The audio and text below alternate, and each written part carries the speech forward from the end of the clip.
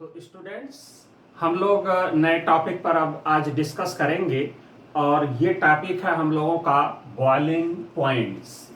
तो boiling point से related जो है कि कंपटीशन में हो, चाहे बोर्ड हो, चाहे होम एग्जाम हो, उसमें बहुत पूछे जाते हैं और ये फिजिकल प्रॉपर्टीज से रिलेटेड होते हैं। तो हम लोग देखें कि बॉइलिंग पॉइंट्स होता क्या है। It is the temperature at which the vapour pressure of a liquid equals the pressure surrounding the liquid and the liquid changes into vapour. Clear? तो इस चीज को हम लोग अगर देखें, इट इज द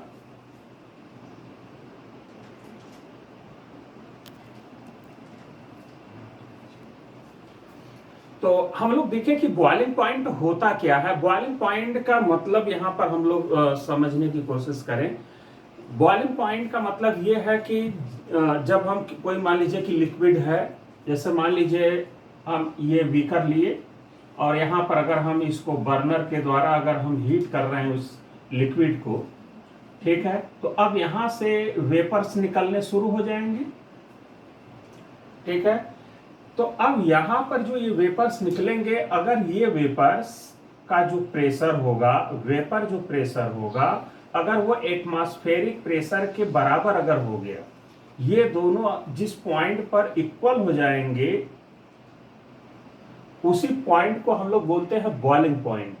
मतलब लिक्विड के द्वारा जो वेपर निकल रहा है और वो जो प्रेशर क्रिएट कर रहा है, वो वेपर प्रेशर और एटमॉस्फेरिक प्रेशर जो है, वो जिस पॉइंट पर इक्वल हो जाते हैं, उसी पॉइंट को हम लोग क्या बोलते हैं? बॉइलिंग पॉइंट कहते हैं। ये बात समझ में आ गया होगा। या आप लोग, बहुत लोग ये बोलते हैं कि जिस पॉइंट पर कोई चीज बॉयल करे, तो भाई बॉयल तो पहले भी कर सकता है, बाद में भी कर सकता है, लेकिन यहां पर एक्चुअल में बॉइलिंग पॉइंट का जो मीनिंग है वो ध्यान दें कि जिस पॉइंट पर वेपर प्रेशर, लिक्विड का जो वेपर प्रेशर है और एटमॉस्फेरिक प्रेशर जिस पॉइंट पर इक्वल होगा, उसी को बॉइलिंग पॉइंट कहेंगे। अब जरा यहां पर बॉइलिंग पॉइंट के बारे में हम लोग थोड़ा सा एक चीज और समझ लेते हैं। जैसे मान लीजिए कि एग्जाम्पल ले लें, ठीक है। एग्जाम्पल हमने लिया वाटर। वाटर, अगर हम वाटर को अगर ध्यान दें, तो वाटर का जो बॉइलिंग पॉइंट होगा वो क्या होगा? सी लेवल पर, at sea level boiling point of water क्या होगा? 100 डिग्री सेल्सियस होगा। क्लियर? सी लेवल पर बॉइलिंग पॉइंट वाटर का क्या होगा?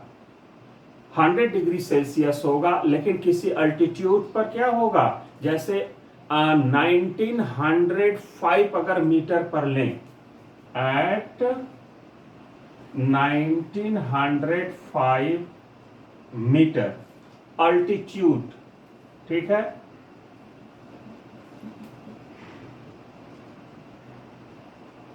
तो अल्टीट्यूड पर अगर हम लोग लेते हैं, तो उस अल्टीट्यूड पर क्या होगा उसका बॉइलिंग पॉइंट? तो हम आपको बता देते हैं कि बॉइलिंग पॉइंट उस समय होता है 93 पॉइंट, अगर आप कहें तो कितना होगा? 4 degree Celsius, 93.4 degree Celsius approx होता है। क्लियर?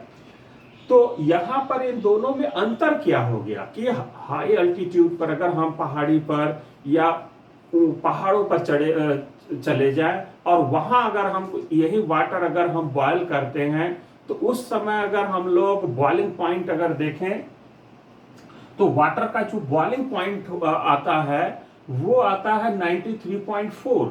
और जब सी लेवल पर वही अगर हम वाटर को बॉयल करते हैं, तो उसकी बॉइलिंग पॉइंट 100 डिग्री सेल्सियस मिलता है। तो ये दोनों में डिफरेंस आता है। तो ये डिफरेंस कैसे आता है, कौन से फैक्टर काम करते हैं, जरा अब वो फैक्टर देखें। तो बॉइलिंग पॉइंट क्लियर हो गया। अब हम लोग देखते हैं affecting factors of boiling point, कि कौन कौन से फैक्टर अफेक्ट बॉइलिंग पॉइंट को करेंगे। तो अफेक्टिंग फैक्टर्स देखें। Affecting factors,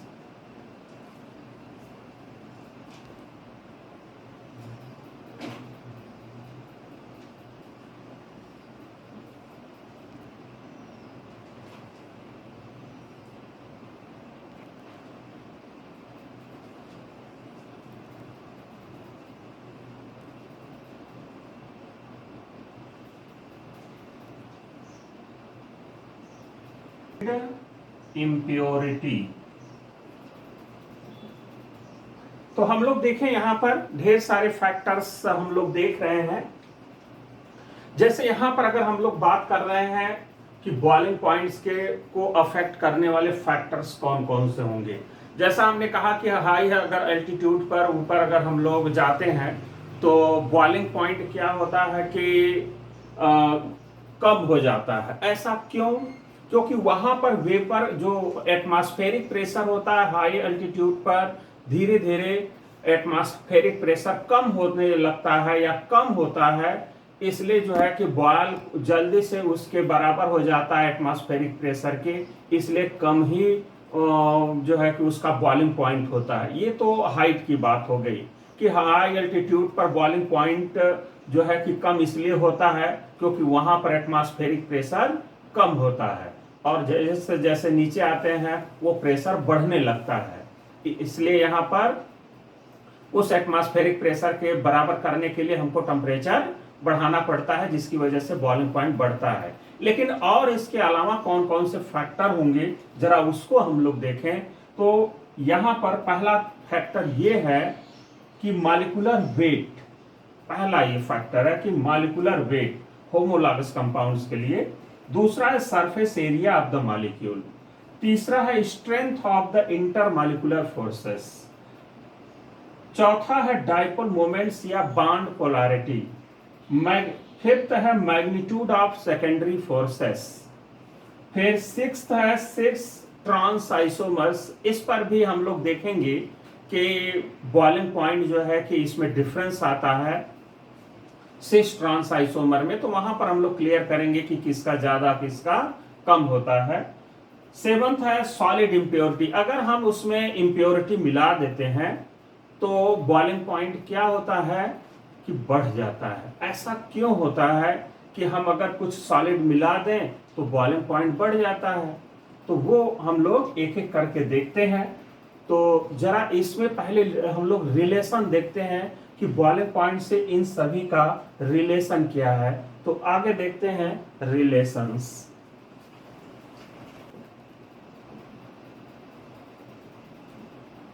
magnitude of secondary forces, solid impurity. Boiling point increases as heating of molecule. Rhenium has the highest boiling point.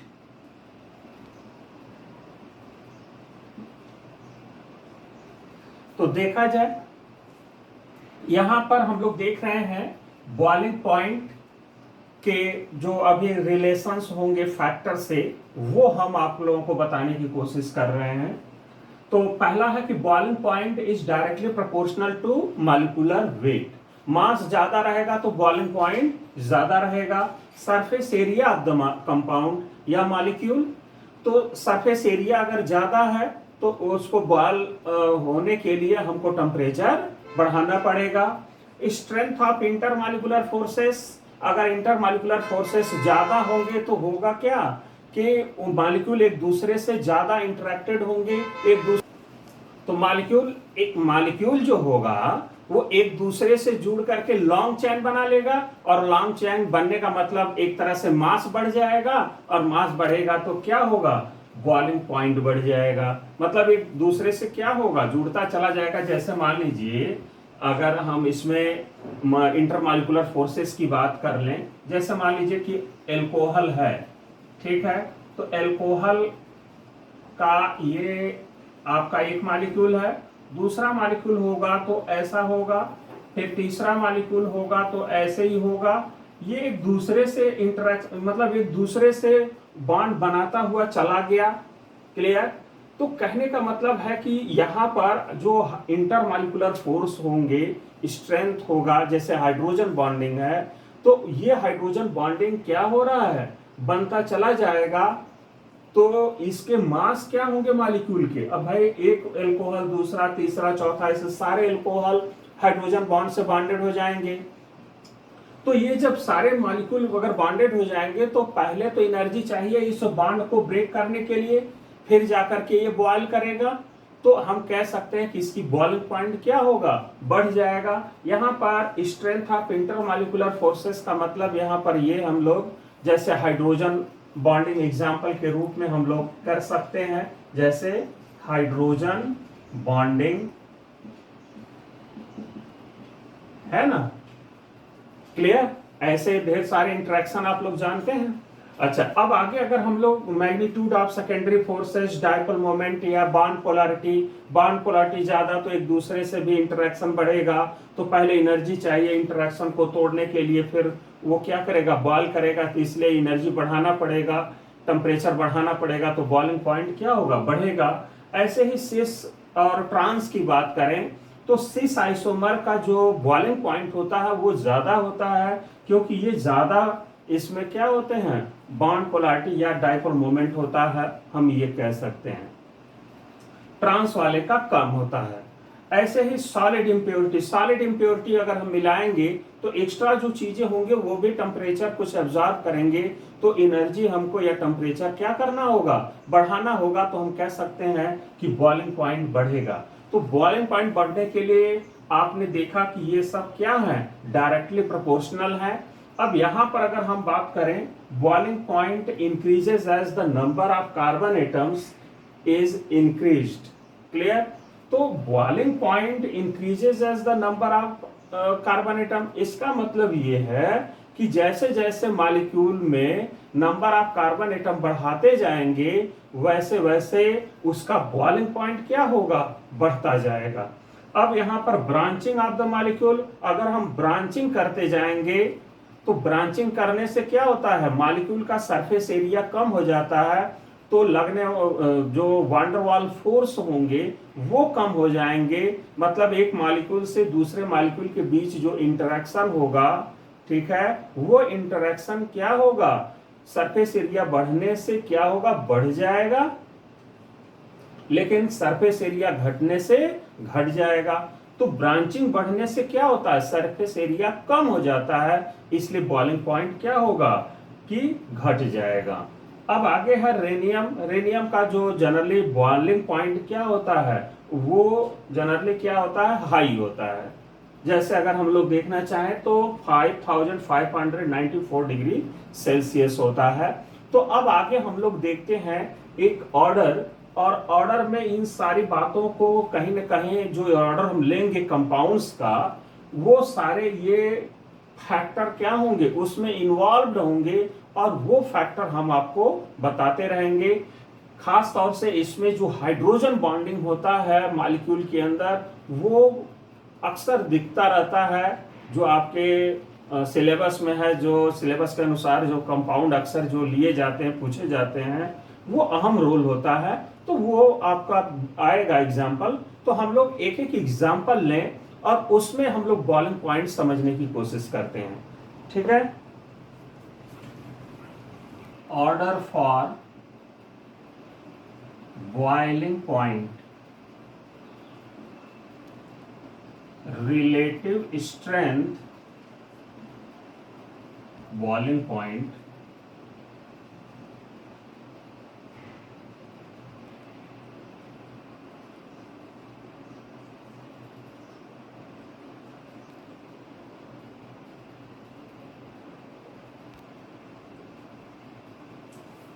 देखा जाए यहां पर हम लोग ऑर्डर ऑफ बॉइलिंग पॉइंट देख रहे हैं, तो दो ऑर्डर हम लोग जरा ध्यान से देखें।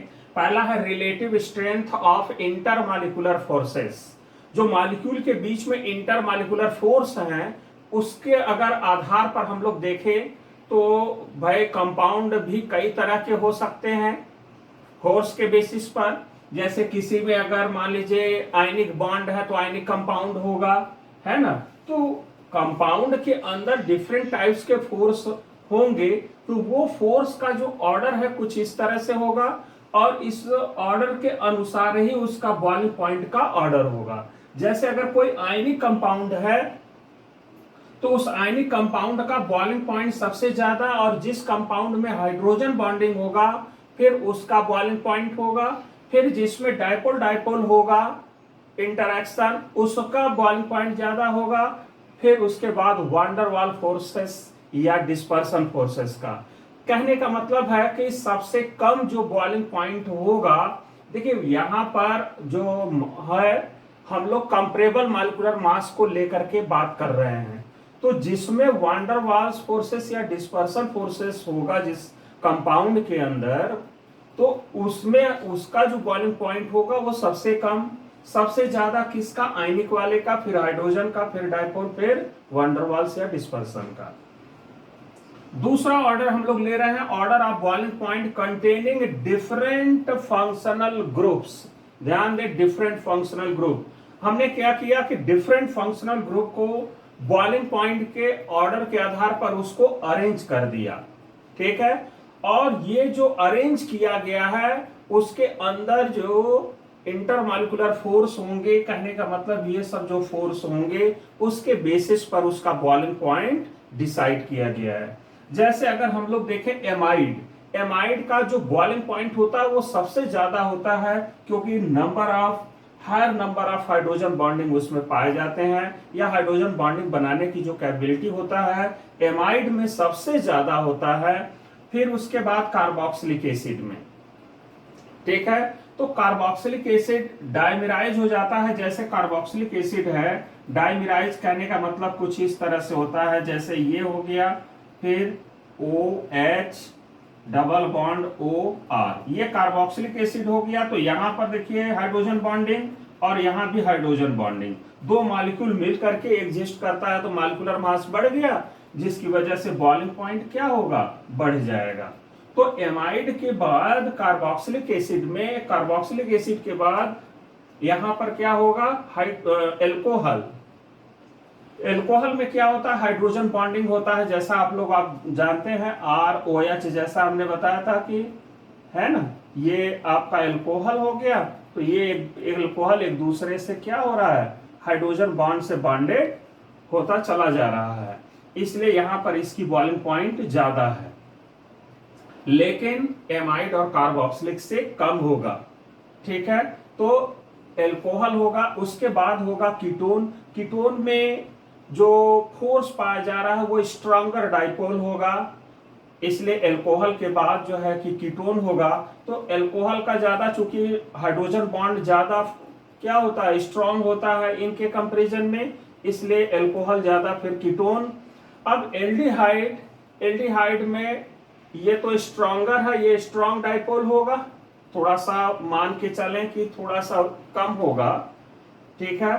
तो यहां पर इसके बाद कीटोन के बाद ही हम लोग एल्डिहाइड को रखेंगे, फिर एमीन्स का नंबर आएगा, उसमें डाइपोल डाइपोल होगा इंटरैक्शन, फिर एमीन्स के बाद हम लोगों का होगा स्टर्स, उसमें मॉडरेट डाइपोल होता है, इसलिए वहां पर एमीन के बाद एस्टर आएगा। उसके बाद है ईथर, जिसमें वीक डाइपोल होता है मॉलिक्यूल के बीच में। और सबसे लास्ट में हम लोग रखते हैं एल्केन्स, जिसमें वान डेर वाल्स या डिस्पर्सन फोर्सेस होते हैं, इसलिए उसका जो बॉइलिंग पॉइंट होगा वो सबसे कम हम लोग लेंगे। तो यहाँ पर जो बॉइलिंग पॉइंट का ऑर्डर है कुछ इस तरह से है, पहले सबसे ज्यादा एमाइड, फिर कार्बोक्सिलिक एसिड, फिर एल्कोहल, फिर कीटोन्स, फिर एल्डिहाइड, फिर एमीन्स, फिर एस्टर्स, फिर ईथर और लास्ट में एल्केन्स। क्लियर। अब आगे हम लोग इसी पर एक एग्जांपल लेकर के जरा देखें कि बॉइलिंग पॉइंट का ऑर्डर क्या होगा, ठीक है।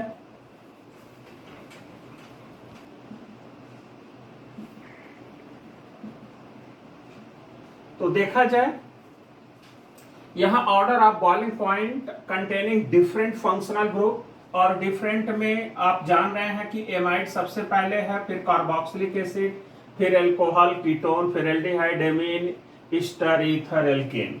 उसी पर हमने एक एक एग्जांपल लिखा है, और यहाँ पर जो सभी का मॉलिक्यूलर वेट है, तो यहाँ पर 59 किसी का है, किसी का 60 है ना। तो इसी के आसपास सभी का है, यानी कि 58, 59 और 60 है ना। ये मान करके हम लोग चल रहे हैं कि ये इसका क्या है, मॉलिक्यूलर वेट है। तो 58 टू 60 तक आप लोग लिए हैं इन सभी का मॉलिक्यूलर वेट। कहने का मतलब है कि ये कैसा है, कंपैरेबल मॉलिक्यूलर मास है। जरा इनका हम लोग देखें बॉइलिंग पॉइंट का ऑर्डर, तो ये अपने दिमाग में इन फंक्शनल ग्रुप का ऑर्डर याद रखें।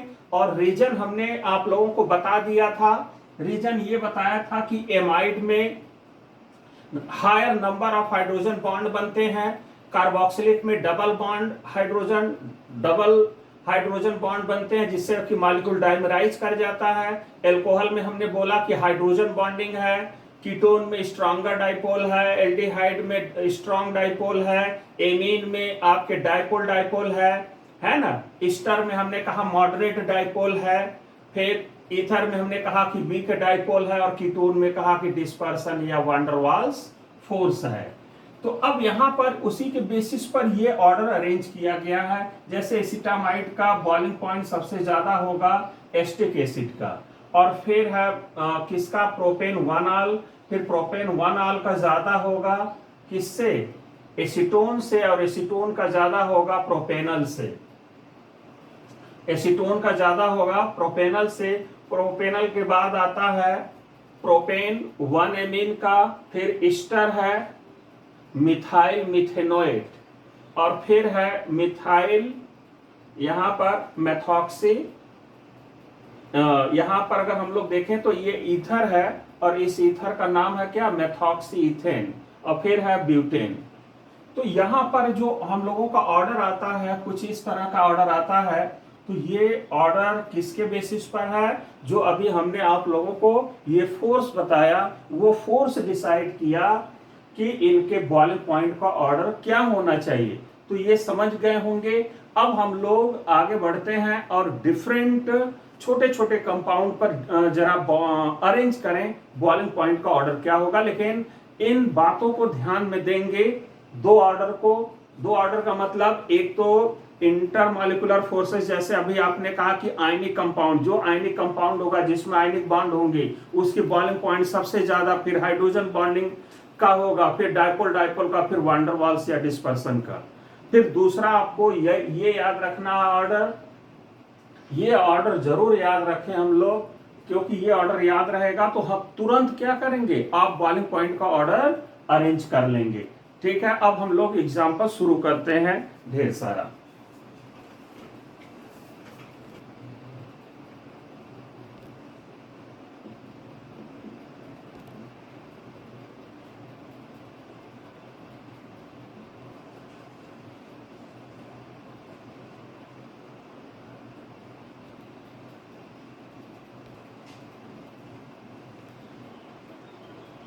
तो यहां पर अब हम लोग अरेंज करते हैं, arrange in the order of boiling point, increasing या डिक्रीजिंग। तो हम यहां पर हम लोग इंक्रीजिंग ऑर्डर में अरेंज करते हैं। जैसे फर्स्ट है methyl chloride, methyl bromide, CH2Br2 CHBr3, है ना, ब्रोमोफॉर्म। तो यहां पर अगर हम लोग देखें कि ब्रोमोफॉर्म और डाइब्रोमो मिथेन में, इन दोनों में किसका ज्यादा होगा, तो हम कह सकते हैं कि यहाँ पर 3 ब्रोमीन है, यहाँ 2 है, यहाँ 1 है, यहाँ क्लोरीन है, तो सबसे अधिक मास तो ब्रोमीन का होता है। तो मॉलिक्यूलर मास अगर देखा जाए तो सबसे ज्यादा इसका होगा, फिर इसका, फिर इसका, फिर इसका, क्योंकि आप जानते हैं कि boiling point is directly proportional to क्या होता है, मोलर मास क्या होता है। इसलिए बॉइलिंग पॉइंट का ऑर्डर क्या होगा, सबसे ज्यादा इसका होगा, फिर इसका होगा, और फिर इसका होगा। तो ऑर्डर कुछ इस तरह का होगा, क्योंकि मॉलिक्यूलर मास हम लोग देखेंगे तो सबसे ज्यादा इसका आएगा, फिर इसका, फिर इसका, फिर इसका। अब जरा इसमें हम लोग अगर देखें कि बॉइलिंग पॉइंट का ऑर्डर क्या होता है, तो यहां पर अगर हम लोग देखें तो 1 2 3 4 5, 1 2 3 4 5, मतलब यहां पर क्या है कि number of carbon atom same है, लेकिन यहां पर ब्रांचिंग हो रही है। तो यहां पर ब्रांचिंग है, फिर ब्रांचिंग कम हुआ, यहां पर ब्रांचिंग बिल्कुल खत्म हो गया। तो आप लोग जानते हैं कि जो बॉइलिंग पॉइंट होता है वो ब्रांचिंग के क्या होता है, इनवर्सली प्रोपोर्शनल होता है, क्योंकि ब्रांचिंग बढ़ने से मॉलिक्यूल क्या होता है, उसका सरफेस एरिया कम हो जाता है, और सरफेस एरिया कम होने से van der Waals force of attraction कम हो जाता है। ये बात क्लियर हुआ। तो सबसे ज्यादा वान डेर वाल्स इसमें काम करेगा और सबसे कम इसमें काम करेगा। तो सबसे ज्यादा अगर इसमें सबसे कम, इसमें सबसे ज्यादा, तो जिसमें ज्यादा वान डेर वाल्स फोर्स होंगे उसका बॉइलिंग पॉइंट ज्यादा। और फिर इसका, क्योंकि ब्रांचिंग इसमें ज्यादा है इसमें कम, इसमें ब्रांचिंग ही नहीं है, इसलिए सबसे ज्यादा ये होगा, फिर ये होगा, तब ये होगा। थर्ड में अगर हम लोग देखें तो क्या हो रहा है, 1 2 3, 3 कार्बन 1 क्लोरीन, 1 2 3, और यहाँ पर ब्रांचिंग है 1 2 3 4, तो यहाँ सबसे अधिक नंबर ऑफ कार्बन एटम, तो मास ज्यादा तो बॉइलिंग पॉइंट ज्यादा, इसलिए ये तो ज्यादा हो गया इस वाले से। अब इन दोनों में देखा जाए तो यहाँ पर ब्रांचिंग नहीं है, लेकिन यहाँ पर ब्रांचिंग हो गई, तो यहाँ पर वांडरवाल फोर्स कम, यहाँ पर ज्यादा, इसलिए इसका ज्यादा बॉइलिंग पॉइंट, इसका कम, तो ये ऑर्डर ये होगा। यहां पर अगर देखा जाए तो क्या हो रहा है, यहाँ पर मिथेनॉल है, इथेनॉल है, प्रोपेनॉल है, ब्यूटेन 2 ऑल है। कहने का मतलब है कि नंबर ऑफ कार्बन एटम बढ़ते जा रहे हैं, तो आप जान रहे हैं कि boiling point is directly proportional to molecular mass. तो सबसे ज्यादा यहाँ पर किसका हो जाएगा, तो सबसे ज्यादा अगर हम लोग देखें तो मिथेनॉल का कम, इथेनॉल का ज्यादा क्योंकि मास ज्यादा, फिर इथेनॉल का कम, प्रोपेनॉल का ज्यादा क्योंकि इसका मास ज्यादा, फिर इसका मास इससे ज्यादा है, फिर ये ज्यादा होगा बॉइलिंग पॉइंट, ये कम, फिर इसका अगर हम लोग देखें इससे कंपैरिजन करें तो क्या होगा कि यहां पर ब्रांचिंग हो गया, यहां पर नहीं है, तो ये कम ये ज्यादा, और फिर यहां पर देखा जाए तो 5 कार्बन है, यहाँ 4 कार्बन है, इसलिए ये ज्यादा ये कम हो जाएगा। तो ऑर्डर हम लोगों का कुछ ये आएगा। अब आगे हम लोग देखते हैं fifth example.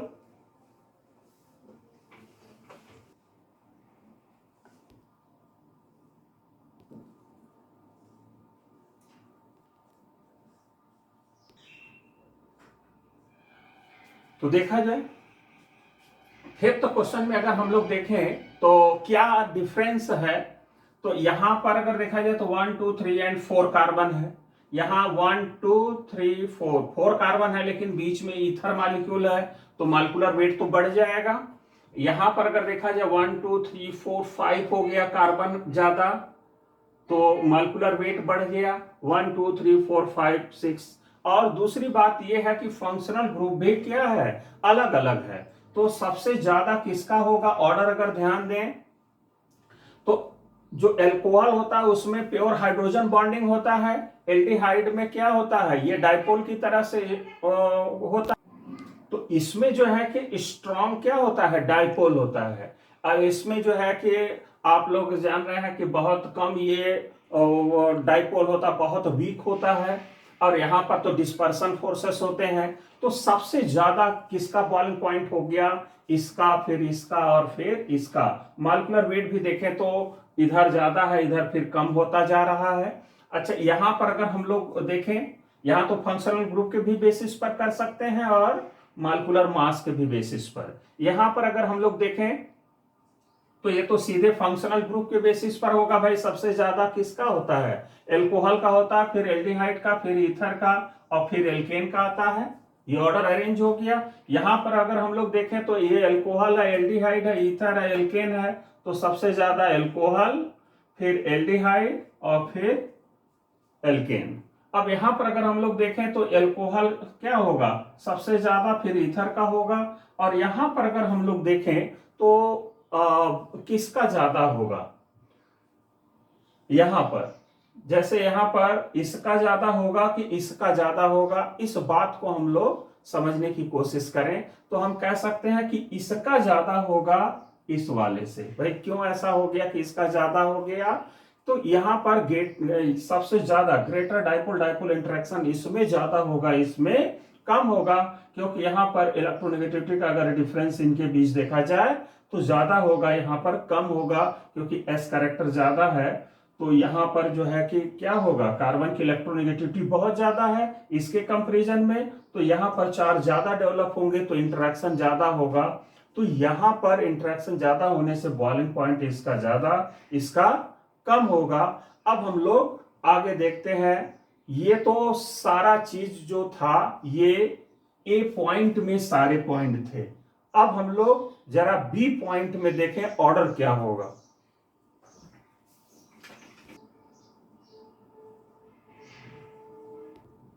3 degree alcohol, points of amine, amine. तो यहां पर हम लोग देख रहे हैं बी पॉइंट में order of boiling point of comparable molecular mass isomeric compounds. तो यहां पर अगर हम लोग देखें कि एल्कोहल में 3 डिग्री एल्कोहल है, 2 डिग्री एल्कोहल है, 1 डिग्री एल्कोहल है, तो इसमें जो है कि बॉइलिंग पॉइंट का ऑर्डर क्या होगा। जैसे हमने यहां पर एग्जांपल लिया है 3 डिग्री एल्कोहल का ये, 2 डिग्री एल्कोहल का ये और 1 डिग्री एल्कोहल का ये, लेकिन सभी का जो मॉलिक्यूलर मास है वो सेम है। तो डिफरेंट क्या है?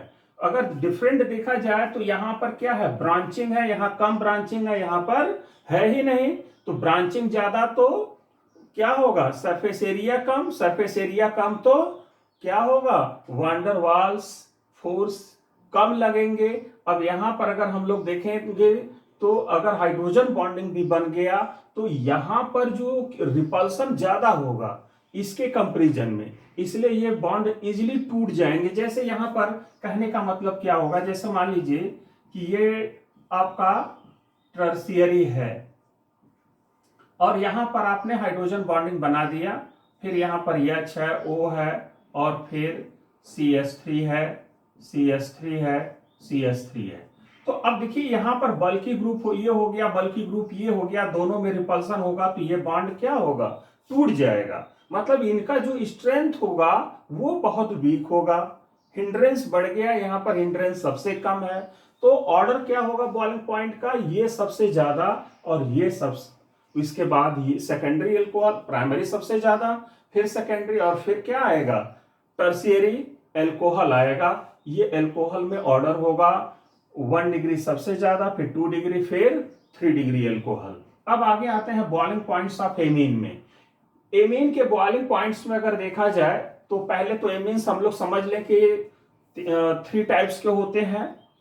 कौन कौन से, प्राइमरी एमीन, सेकेंडरी एमीन और टर्शियरी एमीन। तो इसमें अगर देखा जाए तो टर्शियरी एमीन को हम 1 डिग्री टर्शियरी एमीन्स को हम 3 डिग्री एमीन कहते हैं और इसको 2 डिग्री और इसको 1 डिग्री एमीन कहते हैं। क्लियर?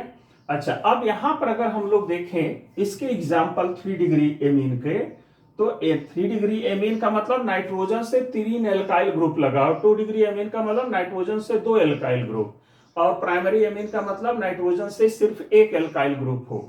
तो यहां पर जो बॉइलिंग पॉइंट का ऑर्डर अगर हम लोग देखें तो क्या होगा, अगर फिर भी कंपेरेबल मॉलिक्यूलर मास रखें, थोड़ा भी अगर कम बेसी रहेगा तो भी कंपेरेबल होना चाहिए। तो यहां पर क्या होगा कि बॉइलिंग पॉइंट किसका ज्यादा होगा, तो हम कहेंगे कि बॉइलिंग पॉइंट जो होगा वो प्राइमरी का ज्यादा होगा, फिर सेकेंडरी का होगा, है ना। मतलब ऑर्डर आपका आएगा 1 सबसे ज्यादा, फिर 2, फिर 3। इसमें अगर देखें ये ज्यादा हो गया, ये ज्यादा होगा, यहां पर 1 डिग्री एमीन का जो बॉइलिंग पॉइंट होगा वो ज्यादा होगा 2 डिग्री से, और 2 डिग्री का ज्यादा होगा 3 डिग्री से। ऐसा क्यों? क्योंकि यहां पर जो हाइड्रोजन बॉन्ड बनेंगे 1 डिग्री में वो सबसे ज्यादा बनेंगे, फिर 2 डिग्री में और फिर 1 डिग्री में। ऑर्डर होगा 1 2 3। जैसे यहां पर 1 डिग्री यानी कि प्राइमरी एमीन में अगर हम लोग देखें तो यहां पर हाइड्रोजन बॉन्डिंग हमने दिखाया है कि hydrogen bonding in primary amine, ये है primary amine RNH2। Clear? RNH2 में अगर देखा जाए तो यहां से यहां पर भी देखिए हाइड्रोजन बॉन्डिंग है, इस हाइड्रोजन से भी है, इस हाइड्रोजन से अगर देखा जाए, या हम इस केवल एमीन ग्रुप को अगर देखें 1 डिग्री एमीन को, तो देखिए ये दोनों हाइड्रोजन से भी किया है, ये मॉलिक्यूल 2 मॉलिक्यूल से, और फिर ये नाइट्रोजन भी अगले मॉलिक्यूल से किया है। तो इसके चारों तरफ क्या हो गए, ढेर सारे मॉलिक्यूल हाइड्रोजन बॉन्ड से बॉन्डेड हो गए। तो इसका मतलब इसका मॉलिक्यूलर मास क्या हो रहा है, बढ़ जा रहा है इंटरेक्शन की वजह से, तो हाइड्रोजन बॉन्डिंग की वजह से। तो हम कह सकते हैं कि जब इसका मास ज्यादा, भाई मास यहां पर किसकी वजह से, इसकी वजह से एक तरह से हम मानेंगे कि भाई जुड़े हैं इंटरेक्शन की वजह से, हाइड्रोजन बॉन्डिंग की वजह से। तो अब यहां पर हमको बॉइलिंग पॉइंट अगर हम लोग देखें तो जब हम इसको टेम्परेचर देंगे तो पहले ये बॉन्ड तोड़ने के लिए चाहिए, फिर टूटेगा तब ये जाकर के बॉयल करेगा। तो हम कह सकते हैं कि 1 डिग्री एमीन में हाइड्रोजन बॉन्डिंग सबसे ज्यादा बन रहे हैं, इसलिए सबसे ज्यादा प्राइमरी एमीन का बॉइलिंग पॉइंट होगा, फिर सेकेंडरी का होगा, फिर टर्शियरी का होगा, आने 1 2 3 आएगा ये ऑर्डर। आगे हम लोग थर्ड पॉइंट अब देखते हैं।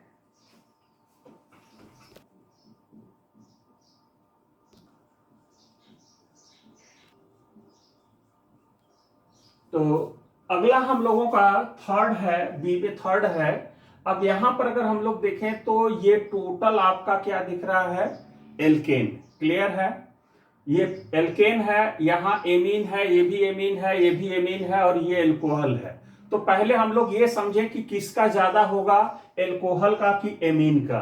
भाई एल्केन का तो सबसे कम, तो एमाइड का सबसे ज्यादा होता है, उसके बाद कार्बोक्सिलिक का, फिर एल्कोहल है। तो सबसे ज्यादा एल्कोहल का होगा, फिर एमीन का होगा। तो हम कह सकते हैं कि ये ज्यादा होगा, उसके बाद इसका नंबर होगा, और ये ज्यादा होगा किससे, हम कह सकते हैं भाई 1 डिग्री एमीन का ज्यादा होता है 2 डिग्री से, और 2 डिग्री का ज्यादा होगा 3 डिग्री से। तो हम कह सकते हैं कि ये ऑर्डर आएगा, पहले एल्कोहल, फिर 1 डिग्री एमीन, फिर 2 डिग्री एमीन, फिर 3 डिग्री एमीन, और फिर क्या होगा, एल्केन। तो हम लोगों का ऑर्डर ये बनेगा। अब यहां पर आते हैं ब्यूटुइन। यहां पर हम लोग देख रहे हैं सिस ब्यूटुइन और ट्रांस ब्यूटुइन, ये स्ट्रक्चर है। उसमें डायपोल मोमेंट का, अब देखिए डायपोल मोमेंट आप लोग जानते होंगे। तो यहां पर डायपोल मोमेंट को एक एरो से दिखाते हैं जिनका डायरेक्शन होता है लेस इलेक्ट्रोनेगेटिव टू मोर। ठीक है, डायरेक्शन होता है less electronegative to more electronegative atom. तो यहां पर ये लेस है, ये मोर है, इसलिए एरो क्या है, मोर इलेक्ट्रोनेगेटिव एटम की तरफ है, sp2 हाइब्रिडाइज्ड कार्बन की तरफ है। तो यहां पर चूंकि ये जो एरो है ये एक तरह का वेक्टर है, और ये वेक्टर क्या, मैग्नीट्यूड और डायरेक्शन दोनों पर डिपेंड करता है ना। तो यहां पर जो होगा, यहां पर देखा जाए तो ये और ये और ये और ये, चूंकि मैग्नीट्यूड में क्या है, अलग अलग है, तो मैग्नीट्यूड अलग अलग है, तो ये मैग्नीट्यूड ज्यादा होगा भाई, यहां पर इलेक्ट्रोपॉजिटिव ज्यादा है तो डिफरेंस ज्यादा होगा। तो इसका ये वेक्टर का जो डायरेक्शन होगा, अगर हम लोग देखें तो यहां से ये इधर होगा, ये मान लीजिए अगर कैंसिल भी हो गया तो भी कुछ बचेगा, और ये अगर देखा जाए, ये अगर इसमें से माइनस कर दें, क्योंकि अपोजिट डायरेक्शन में ये दोनों वेक्टर हैं, तो ये अगर इसमें से कैंसिल भी हो जाएगा तो भी ये बचेगा। तो नेट इधर एक हुआ, एक इधर हुआ, एक वेक्टर इधर गया, एक वेक्टर क्या है इधर, एक वेक्टर इधर, तो नेट डायपोल मोमेंट क्या होगा, नीचे की तरफ होगा। भाई ऐसे होगा, एक इधर हो गया, एक इधर हो गया, नेट डायपोल मोमेंट का डायरेक्शन क्या होगा, ये होगा। तो यहां कह सकते हैं इट शोज डायपोल मोमेंट है, स्लाइटली ये पोलर होगा। तो हम इसका अगर हम लोग देखें कि ये जब पोलर होगा तो उसका बॉइलिंग पॉइंट है 277 केल्विन। अब यहां पर ये तो हो गया पोलर, अब पोलर है तो हम यहां कह रहे हैं कि भाई इसका बॉइलिंग पॉइंट क्या होगा, ज्यादा होगा नॉन पोलर वाले से। ये आप क्लियर है, क्योंकि पोलर वाले में इंटरेक्शन होगा और नॉन पोलर में इंटरेक्शन कम होगा, तो उसका बॉइलिंग पॉइंट कम होगा। अब आगे अगर हम यहां पर देखें तो यहां पर ये वेक्टर क्या हो रहा है, चूंकि मैग्नीट्यूड में सेम है लेकिन डायरेक्शन में अपोजिट है, इसलिए ये दोनों कैंसिल कर देंगे। तो नेट जो आप लोगों का डायपोल मोमेंट जो आएगा वो क्या होगा, जीरो, यानी कि ये नॉन पोलर होगा, इसलिए इसका बॉइलिंग पॉइंट कम होगा, 274 केल्विन होगा, क्योंकि ऑल वेक्टर क्या हो रहे हैं, कैंसिल हो रहे हैं। अब आगे एक और इसी का हम लोग एग्जांपल ले लेते हैं, पेंट टू इन का। ठीक है, pent two is greater than B. तो यहां पर हम लोग देख लेते हैं पेंट टू इन का, सिस पेंट टू इन और ट्रांस पेंट टू इन। यहां पर अगर देखें तो ये ग्रुप क्या है, अलग अलग है, ये C2H5 है, ये CH3 है, अंतर इतना ही है पहले वाले में से। तो यहां पर अगर हम लोग देखें तो ये एक दूसरे में कैंसिल होगा फिर भी बचेगा, ये भी कैंसिल होगा लेकिन फिर भी इसकी वजह से बचेगा। तो नेट यहां पर अगर देखें तो डायपोल मोमेंट का डायरेक्शन इधर होगा, नेट वेक्टर इसमें ज्यादा होगा इसके कंपैरिजन में। कैसे देखें, यहां पर अगर देखें तो ये एक दूसरे से कैंसिल कर देगा, ये भी कैंसिल होगा। भाई इसका मैग्नीट्यूड इस वेक्टर का ज्यादा होगा, इसका कम होगा, क्योंकि ये इथाइल है, ये मिथाइल है। तो यहां पर जो कैंसिल होंगे फिर भी इसका मैग्नीट्यूड क्या है, ज्यादा है, इसलिए नेट जो वेक्टर हमको इस डायरेक्शन में मिलेगा वो स्मॉलर होगा।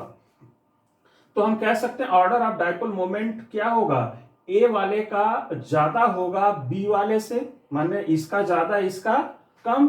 तो हम कह सकते हैं ऑर्डर ऑफ बॉइलिंग पॉइंट भी क्या होगा, ए का ज्यादा बी का कम, क्योंकि नेट वेक्टर इसका ज्यादा है। अब आगे बढ़ते हैं सी पॉइंट में।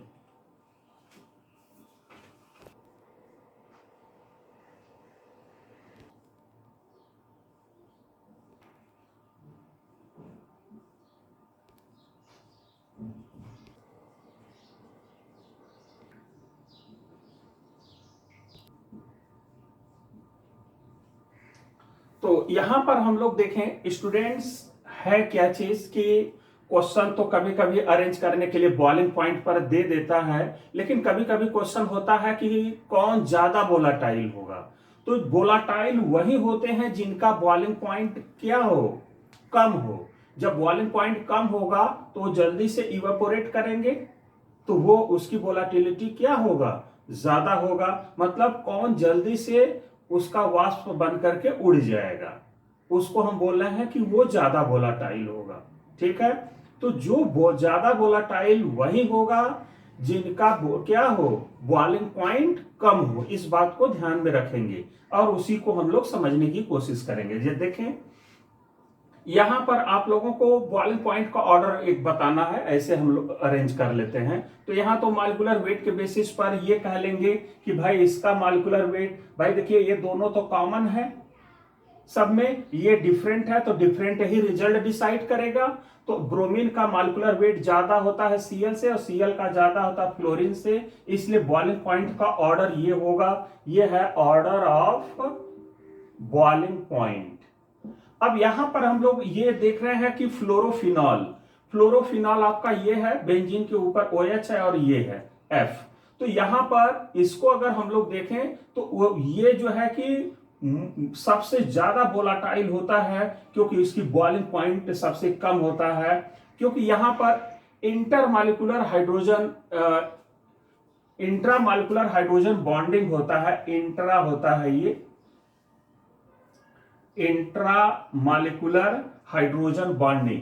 तो यहां इंट्रामॉलिक्यूलर हाइड्रोजन बॉन्डिंग होने की वजह से इसका जो बॉइलिंग पॉइंट होता है ये कम हो जाता है। कैसे भाई, यहां पर ये दूसरे से हाइड्रोजन बॉन्ड तो बना नहीं पाएगा, तो ये एकलौता होगा, ये इस एनर्जी पाएगा, इवेपोरेट कर जाएगा। लेकिन जो बाकी होंगे, जैसे मान लीजिए कि बाकी का मतलब है जो और होंगे पैरा पर, तो वो क्या करेंगे, देखिए ये है यहां पर, ये है यहां पर, तो अब इससे भी तो हाइड्रोजन बॉन्ड ये वाला बना लेगा।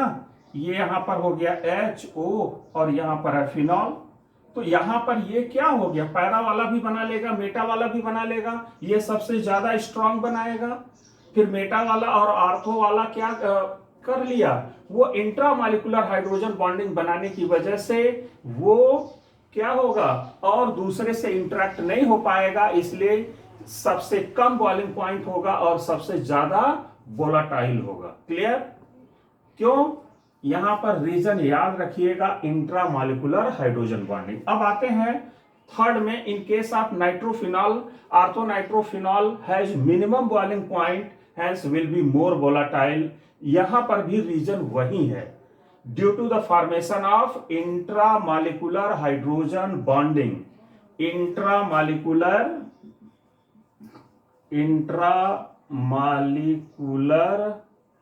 Hydrogen bonding. क्लियर? अब यहां पर भी वही चीज होगा। अब देखिए यहां पर OH है और यहां पर NO2 है, ठीक है, तो यहां पर भी तो वही चीज बनेगा, एक दूसरे से उलट करके बना लेंगे। भाई यहां पर अगर देखा जाए तो ये हाइड्रोजन या इसके ऑक्सीजन से बना सकता है, फिर यहां पर है ये नाइट्रोजन, फिर NO2 यहां पर हम लोग लगा सकते हैं। तो यहां पर भी ये क्या कर सकता है, ये बना लेगा, तो इस हाइड्रोजन बॉन्डिंग यहां पर बहुत अच्छे से होगा।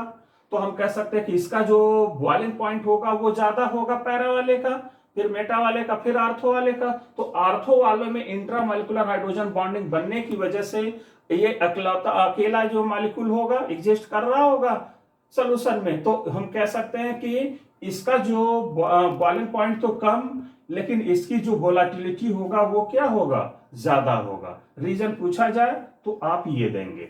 अब आगे हम लोग देखते हैं amongst the ortho, meta and para hydroxy benzoic acid. तो ortho hydroxy benzoic acid has minimum boiling point. क्यों? क्योंकि यही रीजन है, यहां पर भी होगा। क्लियर? तो यहां पर भी इंट्रामॉलिक्यूलर हाइड्रोजन बॉन्डिंग बनेगा, इसका जो है कि क्या होगा, मिनिमम बॉइलिंग पॉइंट होगा। तो बॉइलिंग पॉइंट में इतना ही, इस वीडियो के लिए इतना ही। बाकी आप लोग जो है कि इसको अच्छे से वीडियो देखिए, और पक्का है आपको इतना विश्वास दिलाता हूं कि हर क्वेश्चन सॉल्व हो जाएगा। तो इस वीडियो के लिए इतना ही, फिर हम लोग अगले वीडियो में मिलेंगे। ओके, धन्यवाद।